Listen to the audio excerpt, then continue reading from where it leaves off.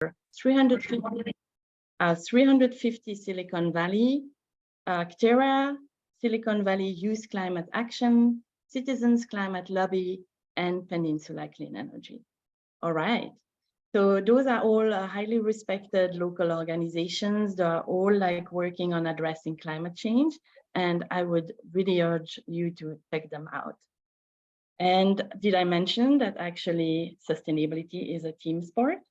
So now before we dive into today's event and before I hand it over to Jaden Wan and Sheena Blum, two of the very extraordinary young people that have helped shape this event, I would want to say a warm welcome to all of you and present briefly the nonprofit I represent, Sustainable San Mateo County. And then, as I said, I'll hand it over to Jaden. So I think I already told you a little bit that our nonprofit, Sustainable San Mateo County, is focused on advancing sustainability and sustainable development. So we do focus on San Mateo County. On this slide, you can see our vision and our mission. And our vision is a sustainable future for all in the county. Now, for those of you that don't know a lot about San Mateo County, so what you can see here on this slide, on this map, is that basically it's a region that extends from South San Francisco all the way down to Menlo Park, which is like close to Stanford University. And then the region also encompasses some cities that are situated near to the coast, like Half Moon Bay and Pacifica, and it goes all the way to Foster City. All it covers about 730,000 residents. So that's a pretty big area and basically 20 cities and towns. So now, I mean, of course, I mean, we know that sustainability doesn't really know any borders, but that's what our organization, SSMC, has been focusing on. And we have been around since 30 years, long time, 92, before actually sustainability was a fashionable word and before really people knew what this really meant. And again, our purpose really is to accelerate sustainability adoption throughout. That, I mean, we believe in a 3E approach, which means really that we believe that in order for true sustainability to happen, a green environment, green economy, and social equity have to work hand in hand in an integrated fashion. We truly believe that's the only way you can have true sustainability. All right, so next, oops, here we go. Just wanted to share with you a glimpse of some of our programs and events. And we really try hard to represent all of the county in its rich diversity. And on this slide, you can see our main programs at a glance. In the interest of time today, I'll just mention that all our programs address one, sometimes several, of the following aspects. First, inspiration, and that's what our annual awards program does. Mainly, to date, we've been able to recognize over 160 award winners. And this year, for our 24th edition, for the first time, we were also able to recognize the remarkable work and achievements of some truly young, remarkable young people. And that was really so gratifying. Then we also focus on sharing and making available data and metrics. So you all know the old adage that says you can't improve what you don't measure. And while we've been looking at San Mateo County's sustainability performance mainly through our dashboard project and our indicators report program for quite a while now, to ensure that we are able collectively as a region to make the right amount of progress at the right pace. Because there is much that needs to be done, there is much that's happening, and together we can definitely make it.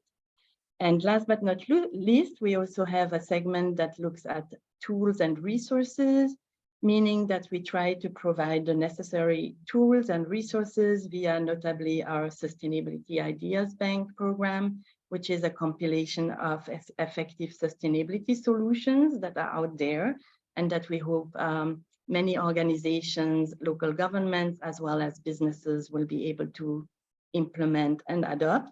And then also we have a series of regular online events that are designed to be highly interactive, where we dive a little bit deeper into a specific sustainability aspect.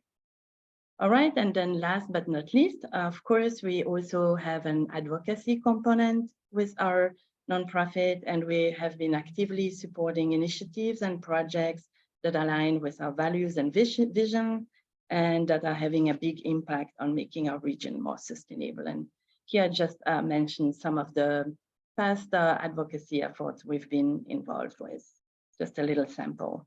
Actually, you can check our impact on the ground more if you go to our website, and maybe someone from my team can add our website into the chat. That's www.sustainablesanmateo.org. And then if you go under the first tab about SSMC, you can select annual reports, and then hopefully that will give you a better idea of what we are doing as a nonprofit. And speaking actually of chat, feel free to add your names and or the high school you are at if you want, or the region or the city you live in, just that we can get a little bit a better idea from where you are from. And now, before I turn it over, I also wanted to let you know that we still have a few spots available for summer internships, especially if you're already studying at a college or university for the summer. And I will put the direct link in the chat. It's on our website. It's a long link, but we certainly hope that you'll consider interning with us. It's fun. I'll also add a link. We have like some testimonials from some past interns. And I think together we can definitely do some great things. And with that, thank you all again for joining us tonight for what I hope will be a truly empowering and inspiring program, thanks to a unique combination of speakers, including our very own State Senator Josh Becker, 4 former mayors, and some very engaged young people. And with that, I'll now hand it over to you, Jaden. All right. Yep. So pretty sure you can see that, but let's get started. All right. So it's great to see everyone. We have a lot of people. Happy Earth Day Eve, because tomorrow is Earth Day. All right. So anyways, I'm Jaden. I'm a sophomore at Burlingame High School, and I also represent San Mateo Youth Climate Action, which is a super cool environmental advocacy group that I've been in for about under a year now, being in charge of social media outreach as well as some local advocacy. Hi, I'm Shayna, and I'm also a sophomore at Burlingame High.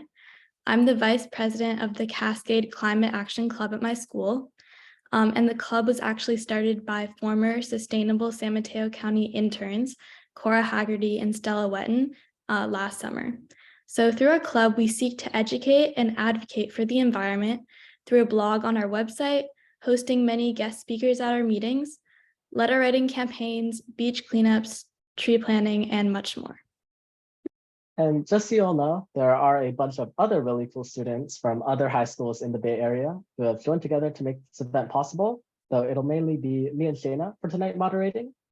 So, let's get into it, right? Youth for Climate Policy is an event that's focused on 3 things. You can probably guess them, right? You've got youth, which is probably you, we're all young at heart, so that does include you. And you got climate, right? Climate change, right? I think we all know what that is. And then we have policy, right? So this is relating to government regulations and ordinances, right? In this case, local government. Yeah, so tonight's event will integrate all of these topics with one another. The core message being why and how you should advocate for climate policy in a local government setting. But, we'll get more into that later. For now, let's just talk about some aspects of tonight's program, right? First of all, we do have State Senator Josh Becker here with us today for a few words of wisdom. And we also do have a number of former mayors here today. So we'll section off some time dedicated to hearing their insight and tips, and we'll also have a discussion to hear your tips, right? Your insight, all that, right? And yes, there will be a raffle for gift cards, as you might have seen in the promotions. But anyways, Shayna? Hey, Jaden, I'm sorry to cut in, but yes, we need to go to State Senator Josh Becker right now, if we can. Thank you. So to start us off for tonight, we have State Senator Josh Becker, who is a public policy innovator working at the junction of community activism, technology, and social justice. He was elected to the state Senate in November 2020 and represents the residents of California's 13th Senate District, which is made up of San Mateo County and parts of Santa Clara County. He is the author of several climate bills aimed at accelerating California's transition to 100% clean energy and net zero emissions. Additionally, Senator Becker is passionate about hearing from his constituents and hosts an annual It Ought to Be the Law contest, where people can voice their ideas of what laws they want to see and make that a reality. The most recent idea that won, Bill 755, is California's layered energy application for residents. This bill would introduce an accessible online application for Californians to check for which energy incentive programs they are eligible for in order to encourage people to sign up for them. Now, Senator Becker will share his experience in Congress advocating for the environment and tips about how youth can get involved.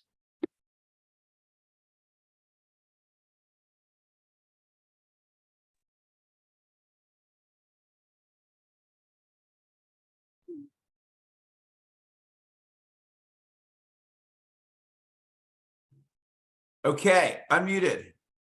Excellent. I think I was unmuting and then you were unmuting at the same time, so I was remuting. Anyway, all the perils of Zoom. How's everybody doing? Great. Excellent. That's good.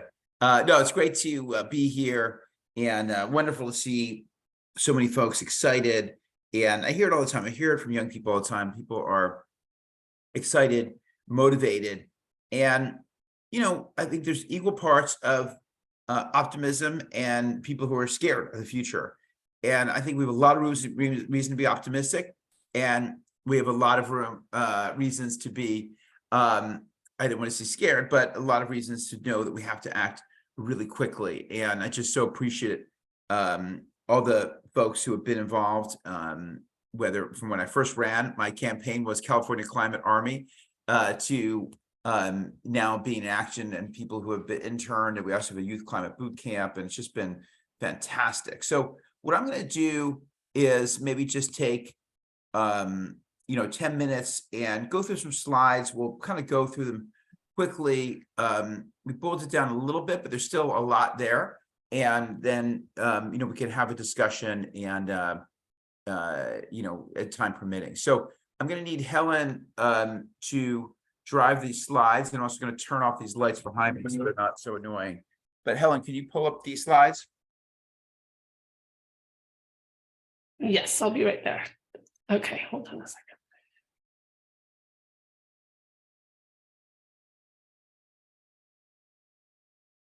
So the idea here is to give just a little bit of an overview, give people a sense of what's happening, and just to put it in perspective at the beginning, the cost of solar has declined 99.6% in my lifetime.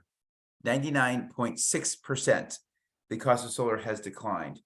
And we've increased solar in my lifetime, about 10,000 fold from where it was. And so it just kind of gives you a sense of the progress we made. So we obviously have to do a lot more, and I'm driven by this quote: we're the first generation to feel the effects of climate change and the last generation who can do something about it.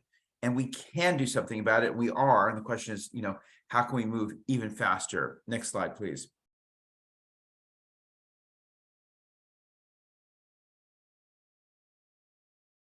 And for me, just a little bit about, I have a wide range of experiences that I bring to this. And, there's not one path. That's, I was this state Senate representing 1 million people in Silicon Valley. This is my first elected office since college.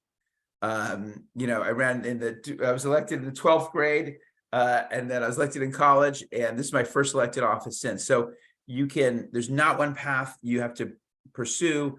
It's really just being involved in the community. You're going to build alliances and build a reputation. And that's really, the key to ultimately holding elected office. So I've done things. I've consulted for the EPA. We did clean tech for Obama, created a full circle fund for 20 years where we get people to pool together their time and their money. And one of our issues was environment. The other two were affordable housing. Actually, we started in the late 90s, affordable housing and economic opportunity and education. I had my own social impact investing firm, investing in clean technology from a for-profit perspective, trying to grow clean tech companies. I was the born of the Clean Tech Open. So just a little bit of background. And these are all experiences that really have fed into what I'm doing now. Next slide.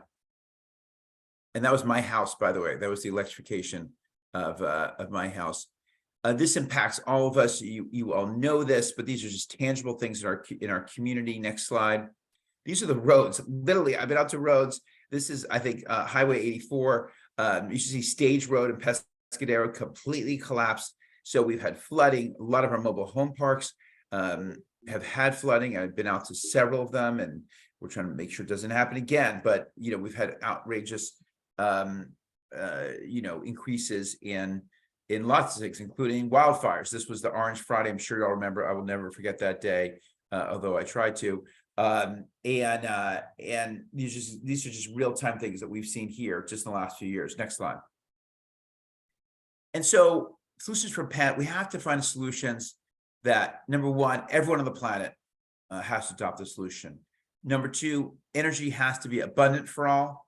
And number three, energy has to be affordable for all. I want to thank Michael Ward at Stanford for helping outline those. And so the solution is really, one, renewable energy, and two, electrify everything. No, this is going to get to all the electricity part of what I'll show you in a minute, but that's really the keys. Renewable energy, build it out, like I said, and this is a good thing. In California, we set what we call a renewable portfolio standard. This is the amount of energy that utilities have to, what percent of their energy has to be renewable. And we said 5%. They said, no, you're never going to get there. And we did. We said 15%. They said, oh, no, we're not going to get there. We did. We said 33%. We've already exceeded that. Now we have a goal of 60% by 2030. Next slide. And we've forever broken the myth that you can't grow the economy while improving the environment. So you can see our greenhouse gas emissions went down 20%. In 20 years, and per capita, they went down much more, and per GDP, much more. And then meanwhile, our economy grew 60%. So our emissions went down and our GDP went up substantially. So nobody can say, it's a trade-off. Next slide. This is something, but it gets harder from here. So our next goal that I'm working towards is 40%. We're going to need everyone's help in this, because by 2030, we have to be 40% below 1990 levels. To do that, we're reducing right now about 1% emissions a year. We have 420 million metric tons of CO2. We're reducing 1% a year. We need to be reducing about 5% a year. So we should need to move much, much faster just to hit our 2030 goal, let alone get to net zero by 2045, or hopefully a lot faster. Next slide. So I'd like to put this out there. I'm not going to go through it all, but it's just a reminder, where do our emissions come from? Transportation is 50%. It's at 36.8% you see down below, but it's also a chunk of the industrial emissions as well. So transportation is critical. Electricity, which is the electricity grid itself. So greening the grid, we have to do that to realize all the advantages of clean energy. That's about 60%, but we're going to double or triple our electricity use as we electrify transportation and electrify homes. Buildings, I got a lot of bills on buildings this year. Buildings about 10%, but then you have to tackle other things as well. 11% from methane, which about 8% is that from livestock. That's why I have a bill about cows, about cow flatulence. If you take one thing out today, you tell your parents, you learn that we have to tackle cow flatulence and cow burps. which we do have to do, and we can do it with feed additives, and we're incenting them, and I have a bill around that. And then industrial, like cement and concrete and other high global warming potential gases. There's so much to do, which is fantastic. So whether you're an entrepreneur, there's lots to go out and do, and whether you're a policymaker, there's lots to do. Next slide. So our grid right now is about 55% zero carbon.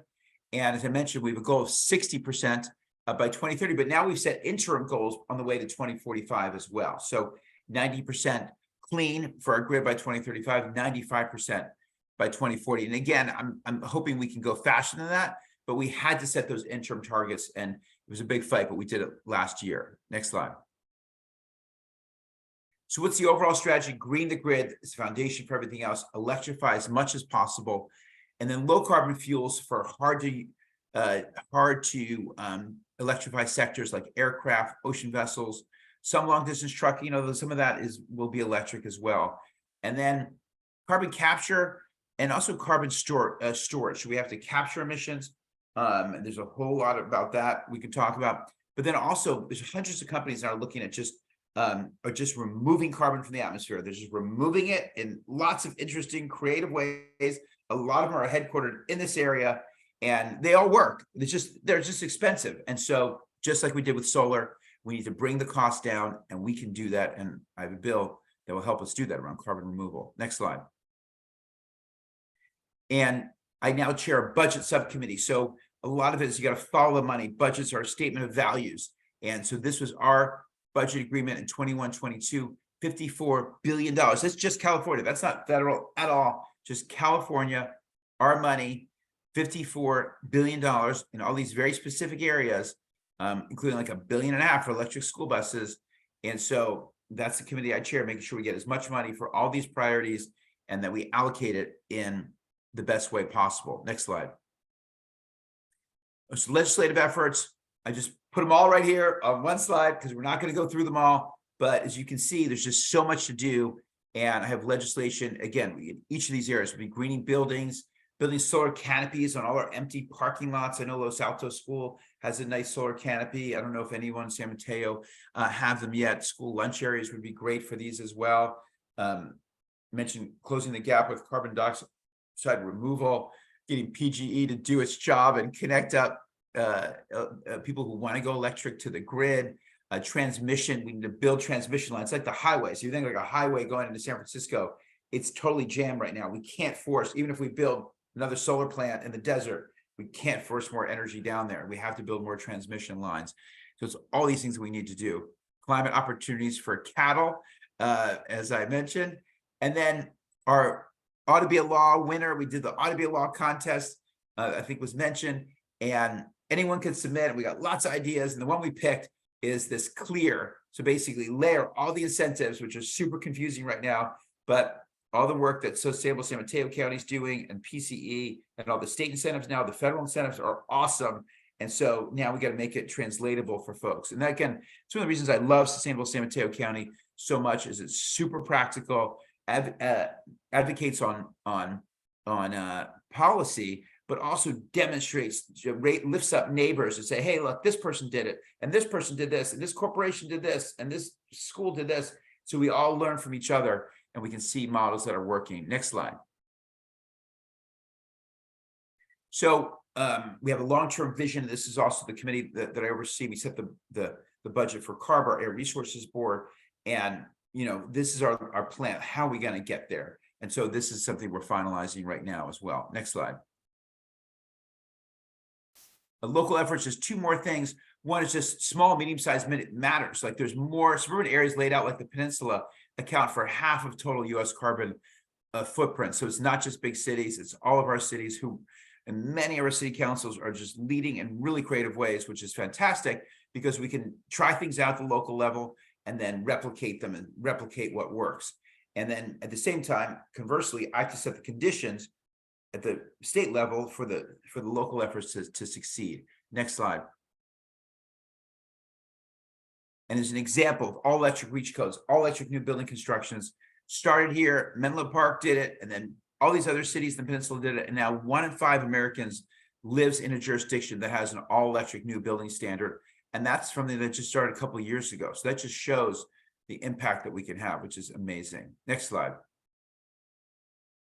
Listen, the greatest threat to our planet is belief that someone else will save it. It's really up to all of us. And we've seen youth leading the way. We honored on the floor of the state Senate, which I encourage you all to come up. The woman who founded Earth Rising, Alexandra, was fantastic. Earth Uprising. So there's just lots of roles for everyone to play, and I appreciate what you're all doing. And with that, you can stop sharing, and happy to discuss or move along with our program as the case may be, but just really happy to be here with all of you. And yes, there we go. Sure. Well, if anyone does have any burning questions for State Senator Josh Becker, feel free to ask them now or wait till another time.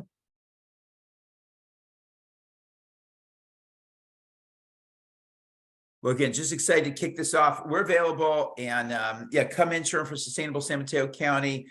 Come intern for us sometime. You can do both at different times, and we need all hands on deck.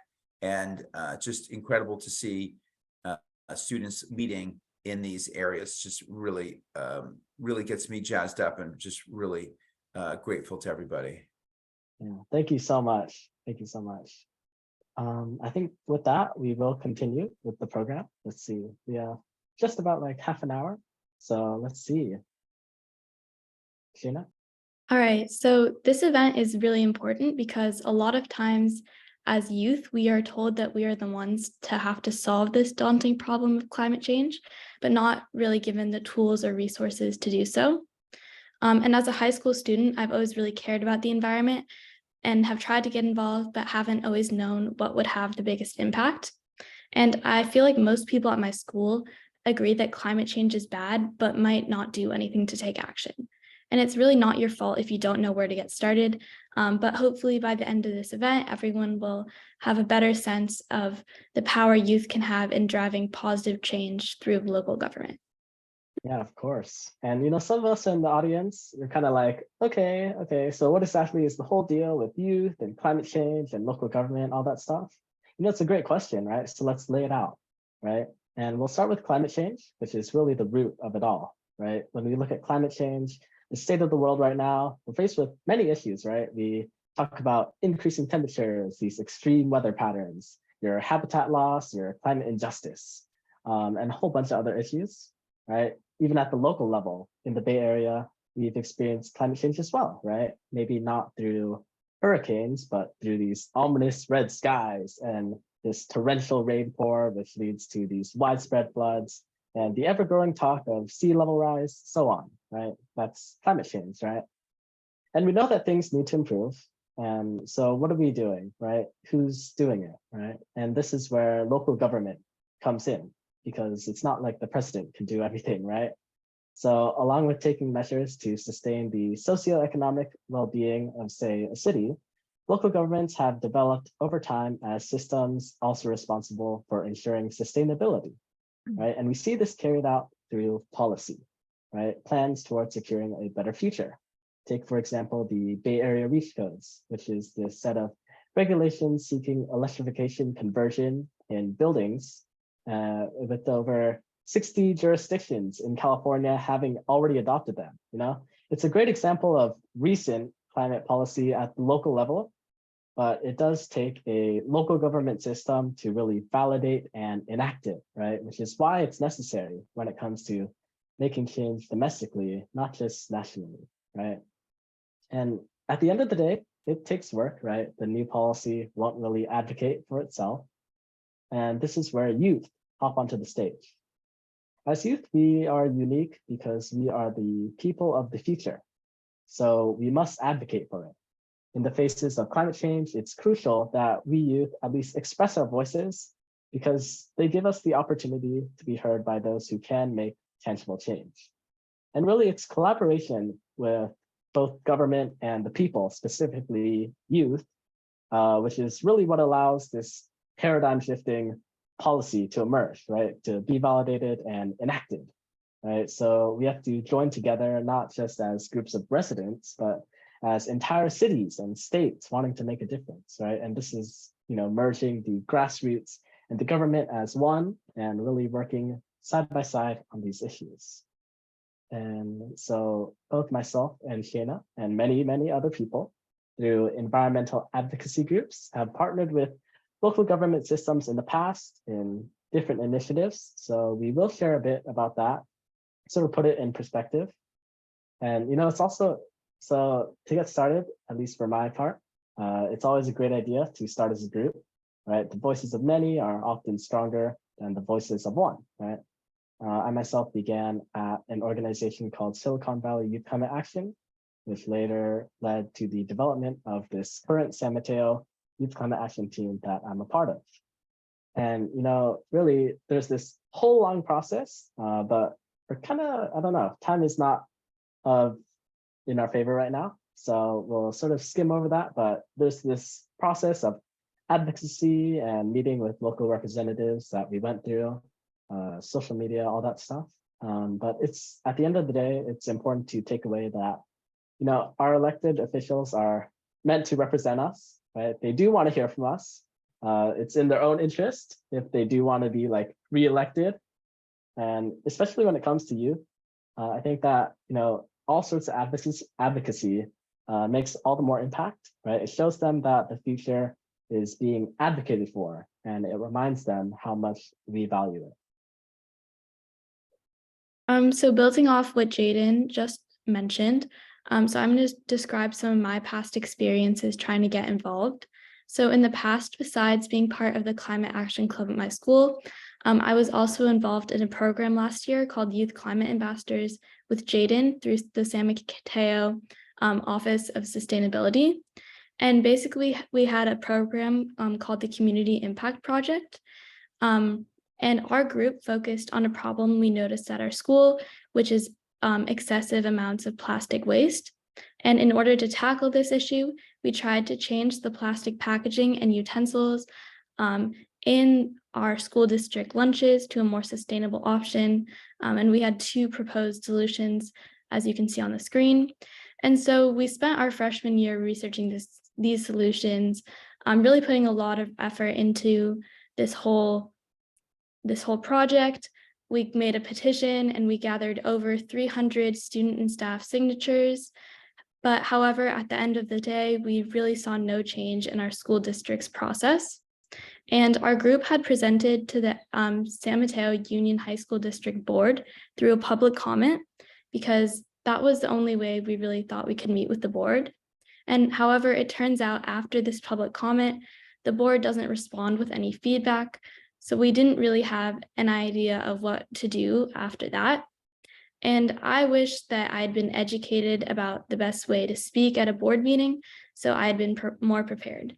And although in this example, we didn't present to a city council, school boards are also considered a type of local government and do have similar processes in their meetings.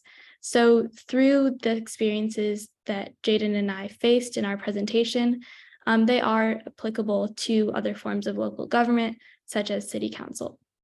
So with that, let's hear from the experts and their insights on how youth can get involved in climate policy in a meaningful way.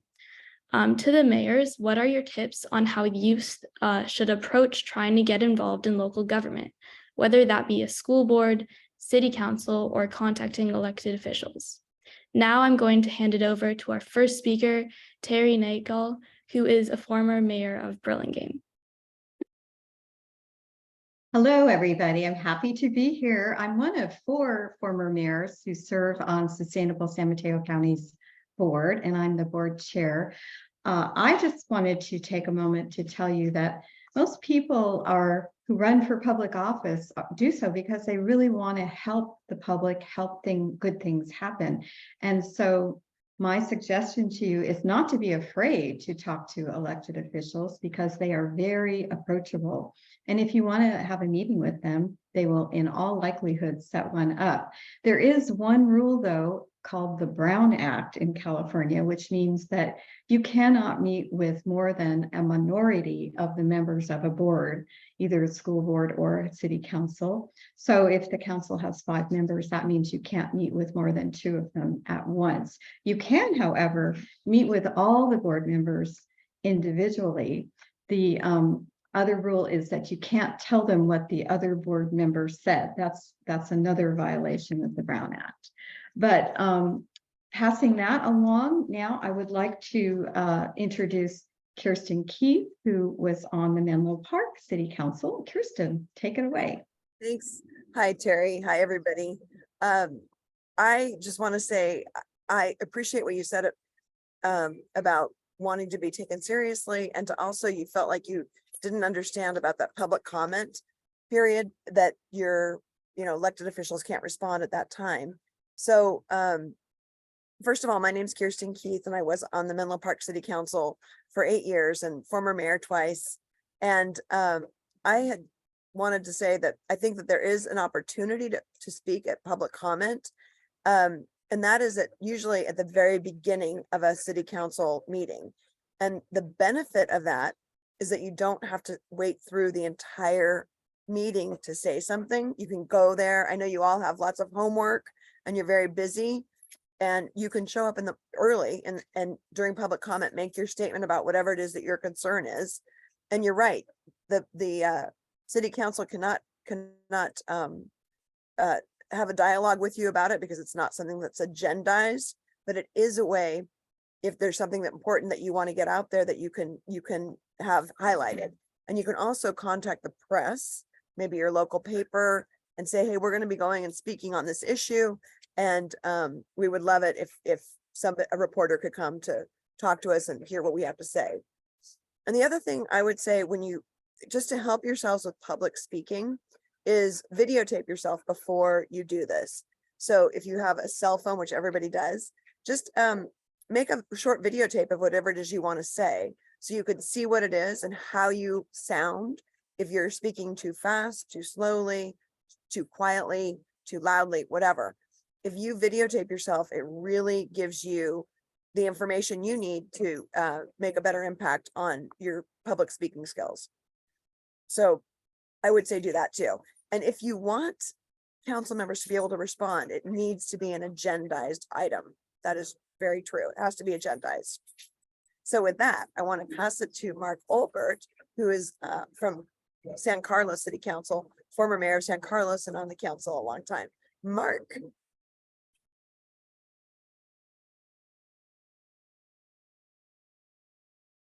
All right, it should be unmuted. Thanks, Kirsten. I really appreciate that. And thanks everybody for joining us here tonight. I'm probably a little unique here amongst the group of mayors that are talking, because I actually served on the San Carlos School Board, elementary school board, for a decade before I ran for election to the council. So I've served in both the council and the school board environment, which actually made for a kind of very interesting start experience for me on the council, because I had just voted before I switched jobs. I had just voted to have the district sue the city for how they were sharing property taxes between the two agencies, which, as you might imagine, led to some interesting challenges. I have 2 thoughts that I want to share with everybody here who's looking to figure out how to lobby government effectively to get it to address an issue that you feel is important. First, always think about the motivations of the people that you're pitching. That's generally going to be the elected officials at some level. That's because politics is all about selling ideas, and it's the selling part that's really critical. What may be obvious to you isn't necessarily obvious to somebody else, even on major issues like climate change, at least when you get down into the details of how to implement something. And you'll be most effective if you tailor your pitch to each individual elected. What you want to do is focus on how your idea and thoughts can help further their ideas and priorities and ambitions. Second, always remember that there are important people other than just the elected officials themselves that you generally need to lobby. For example, in San Carlos, I always tell people, if you want to lobby the council to do something, don't forget to lobby the city manager, Jeff Maltby, because the culture of the San Carlos City Council is that they listen very closely to Jeff Maltby, and he is very careful not to take positions that he shouldn't as a non-elected person, but you don't want him counterselling you behind the scenes because he doesn't know what your idea is or why your idea is a good idea. So always remember to think about, beyond the electeds, who are the other critical players in an organization that you need to lobby. There's a lot more to effective lobbying and to being effective at getting government to work for you than we can go into here tonight. Anybody who's interested in some other thoughts that I've learned over the years, if you go to my old council website, council.olbert.com, there's a section there that talks about how to talk to electeds. It echoes some of the things you've heard here tonight, but it's got some other ideas as well. So with that, I'm going to turn the mic over to the next person, which I thought was Shayna as one of our hosts, but is it, I'll let Shayna decide where it goes next. I think it's to Shayna. So Shayna, take over. Thank you so much, Mark. And thank you all the mayors for your very, very valuable tips. So now we are moving on to a Q&A and sort of an interactive discussion. So audience members can type your questions into the chat, and Jaden and I can propose them to the mayors, or alternately, you can use the Zoom feature to raise your hand. And we hope all of you guys in the audience take advantage of this unique opportunity to ask these very knowledgeable mayors any questions you have.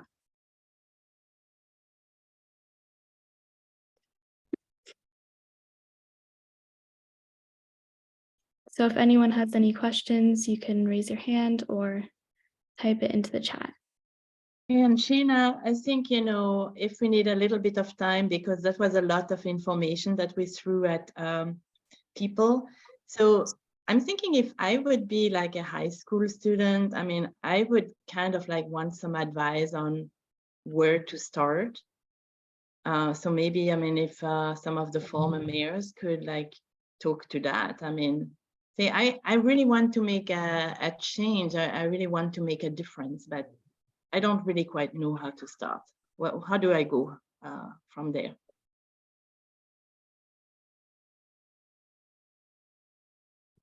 Well, I could start by just saying, get involved. My goodness, there's so many good things happening in cities. And if there's an issue you care about, there is likely some group that's already working on that issue that you can get affiliated with. Sustainable San Mateo County is one of them. We work with many young people and they join us in advocating for policies at city council meetings. And then, just go to a city council meeting. It's an interesting process and you will learn a lot just by watching one. Many of them are, televised too, so you can get an idea from that. Something else to think about, and admittedly, this is a little bit perhaps unusual, but I don't recall his exact age, but I believe that one of the most newly elected members of the Sequoia Union High School District Board of Trustees is in fact a college student himself. He's a recent high school graduate. So it's not beyond the realm of possibility once you familiarize yourself with stuff and gotten involved to actually run for office as well. And that's definitely something you should think about doing down the road. Mm-hmm. Yeah, Kirsten, go for it. As I throw bones from my dog out here. Going for it.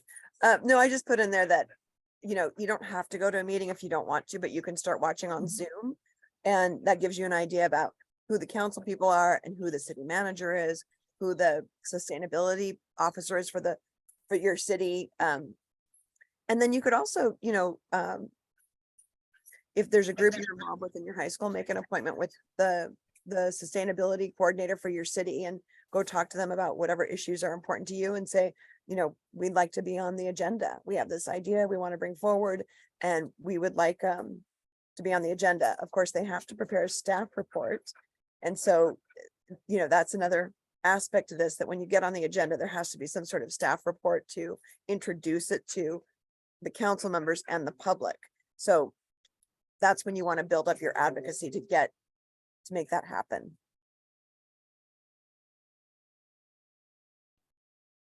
So I think our next question was, is lobbying elected officials to pass legislations or policies the best way to get things done? If any- Well, it's like anything else in life. It's all about relationships, I think. So yeah, it's one thing to go as an individual and ask for something. It's an entirely different thing to have a group of people work together to advocate for a new policy.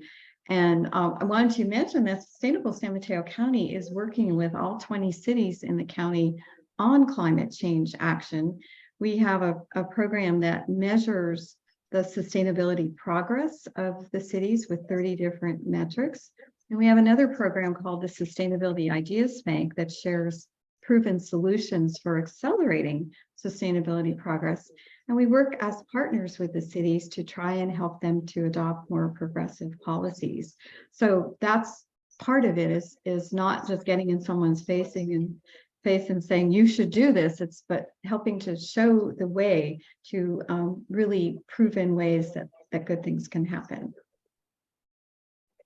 It also helps to, as I think a couple of us have talked about, is to there's strength in numbers, and so to the extent you can find people to work together to get an idea sold or pitched, that's always helpful too. I'll tell you a little story where I mentioned about how you always have to keep in mind the motivations of the people that you're lobbying, the electeds or the city managers or whatever. Back when the issue of turning people over to ICE who were in the country unlawfully, undocumented residents, first became an issue on the peninsula, San Carlos, like many other cities, had a number of residents who wanted to make San Carlos a welcoming city, not necessarily a sanctuary city. I won't go into the details. It's a little bit different than that, but basically to say that what their statement of value was, how they wanted their law enforcement resources to handle undocumented residents. And I had 2 or 3 individuals approach me who didn't know each other, and I actually introduced them to each other and said, you guys need to go out and organize a group of people and come to the council and pitch them on it. And I also made it a point not to bring up the idea at the council myself. And it may sound odd because I felt pretty strongly about it. I wanted to support them. But the reason I didn't is because if I bring it up at the council, then my colleagues are looking at it going, well, I can support Mark's idea, but now it's no longer the council's idea. It's Mark's idea. He kind of gets the credit for it.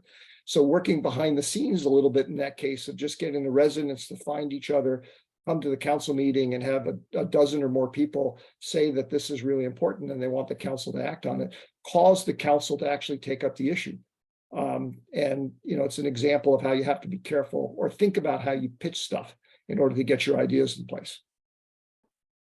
Wow, great response. And just a follow-up question, would most of this policy be advocated for by external organizations from local government, or would they be developed by just within the local government? I'm sorry, was that a follow-up specifically to the welcoming city thing, or you just mean in general, Jade? Just anything. Yeah, just in general.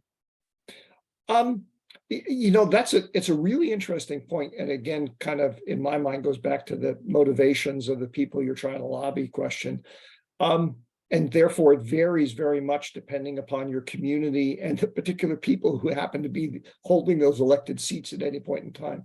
I can tell you, for example, that it was not uncommon on the San Carlos City Council when I was on it, that if we were being pitched on any issue from a group that was not local, didn't have local membership in it, it wasn't local San Carlos residents coming to talk to us, they have a right to address us too. That's part of the right of free speech, which we all supported.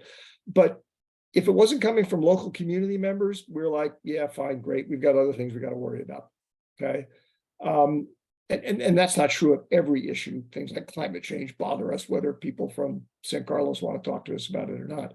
But it's an example of how you have to be careful about if you are an outside group or using an outside group to get your point across. The mere fact that you are not having local citizens, local residents bring up the issue can, in some cases, devalue the power of the message. Yeah, and that goes back to your point, Mark, about also making friends with the city manager and the Right. staff that works on these issues, because if you can get them on board, that's half the battle, right? So that's. I was just going to add that every year, every city, their council meets to set priorities for the year. And that is a really good time to, you know, go and get your priorities on the council's annual priority list. So you need to contact the city manager and find out, when is that meeting taking place where the council members, you know, decide what they're going to work on for the year. And that's where you want to get, you know, climate action plans or whatever it is that you care about on that agenda, so that it's put in for the whole year.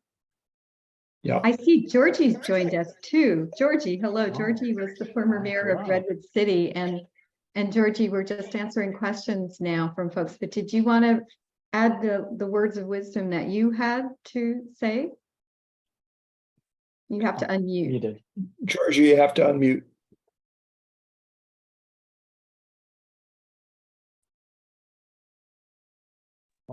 There, that's good. Okay, so did you already speak, Terry? Yeah, we all spoke. We didn't say your piece, though. You Okay. said your piece.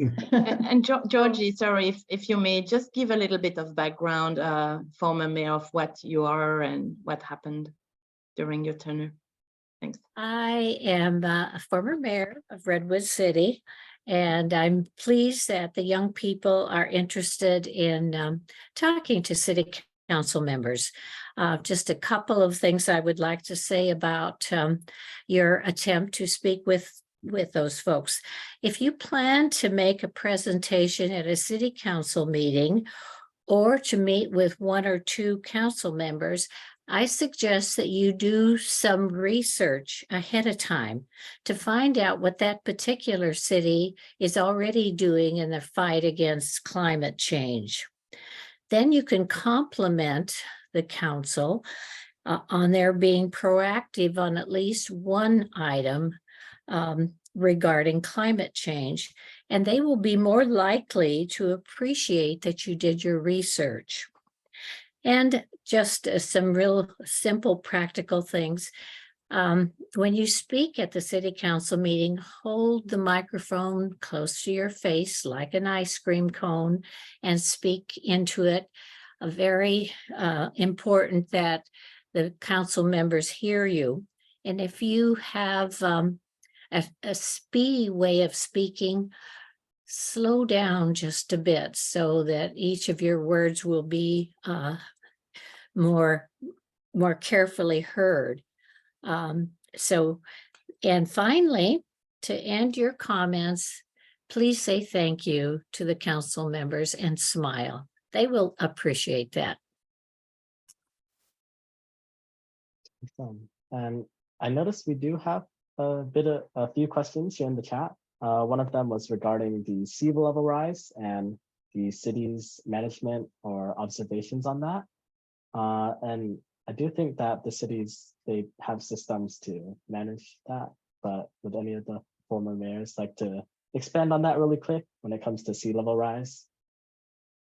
I mean, I can speak to it briefly, that I was on the San Francisco Creek Joint Powers Authority, which is a creek that divides San Mateo County from Santa Clara County. And East Palo Alto was really threatened by flooding. And we did a major project, a levee project, to protect all the residents in East Palo Alto from flooding, which worked brilliantly in this last season, actually. So, you know, the flooding issues are really important. It's going to be very challenging if all the cities don't join together to figure it out, because currently we have a project that will, you know, protect Menlo Park to Mountain View, but Redwood City isn't a part of it. So, you know, it's a piecemeal process. Of course. And I do think, you know, it is nearing 6 o'clock, so won't keep you guys here for too long, but I think we would like to have a group photo if people could turn on their cameras. Just really quick, then so we can have someone take a screenshot. And we say all sustainability. Yeah, That's right. If everyone could turn on their cameras if you're able to, that'd be really helpful. Yeah, just so we can speed things up a bit. Don't want to keep you guys here for too long. Jaden, while you're waiting for everybody to turn their cameras on, let me also just say that if anybody here wants to follow on this, continue this conversation, or has questions they want to ask me as an individual for whatever reason, feel free to reach out to me. You can find me online. You can find me through Sustainable San Mateo.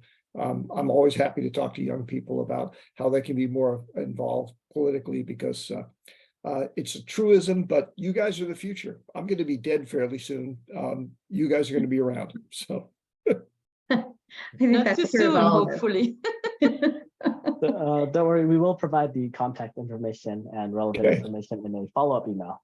So yeah, stay tuned for that. But I think that is, if Christine, you want to take the screenshot. Thank you, Jaden. I think I already did that, so Okay, we should be awesome. all good. And I think it's Sure. gift card time now, Yes, right? I think it is time for our closing segment. Yeah, and that should be here. Cool.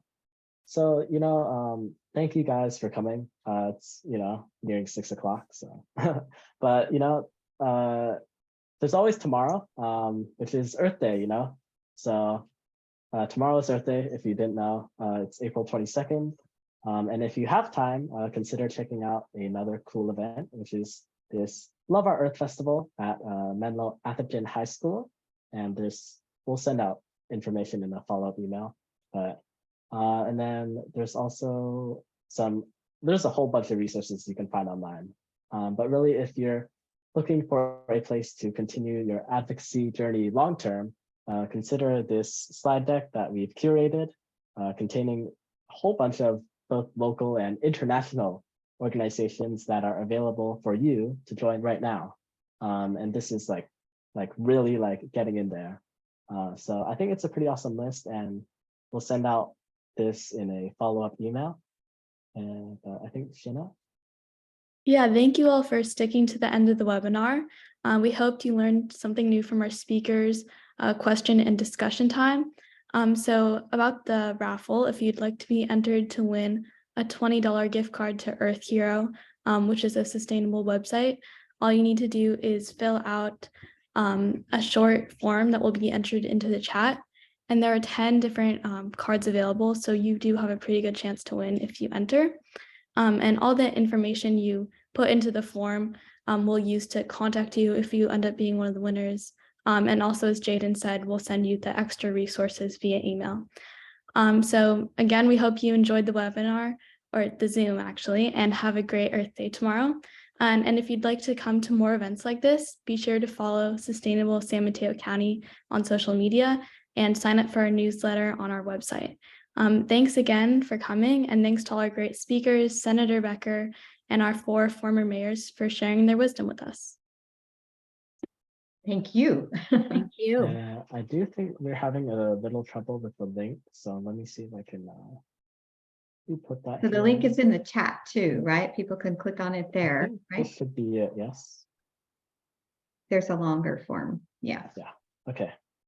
Yeah. Sure. So yeah, anyone here, take the time to fill that out. Even if you don't want a gift card, it's also helpful if we received your feedback, so we know if we want to keep doing events like this. But yeah, I'm really glad that we have 66 of you guys. It's kind of a lot. 67, Jaden. Okay. Okay. Wow. Yeah, and please do let us know what's on your mind. I mean, we're always obviously interested in hearing from you. And also remember, we, as many other organizations, have some internship spots still available for this summer. And, if you're interested, we definitely want to hear from you. So don't be shy. Yeah, of course. And do look out for that follow-up email. It'll contain a bunch of things, but yeah, it won't be too long. Don't worry. All right. So I think with that, we can just let you go. Enjoy, and happy Earth Day tomorrow. Yeah, Thank Thank you all you. guys for coming. Thank you. Thank you for coming. Happy Earth Day. Bye. Glad we didn't go over time.